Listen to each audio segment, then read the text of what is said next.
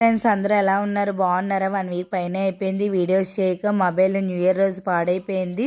మొన్న 1 వీక్ ఊరు వెళ్ళాం కానీ వీడియోస్ తీయడానికి అవ్వలేదు. మొబైల్ పనిచేయక ఊరు వెళ్ళగానే మొబైల్ అయితే చూపించాము.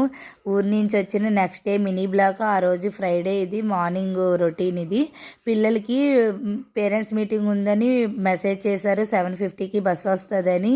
ఇంకా హడావిడిగా టిఫిన్ అది చేసి పనులన్నీ చేసుకొని రెడీ అయ్యి పూజ చేసుకొని పిల్లలకి టిఫిన్ అది పెట్టగా అంటే నేను టిఫిన్ చేయకంటేనే బస్సు వచ్చేస్తుంది అని వెళ్ళాం. కానీ బస్సు అయితే చాలా లేట్గా వచ్చింది.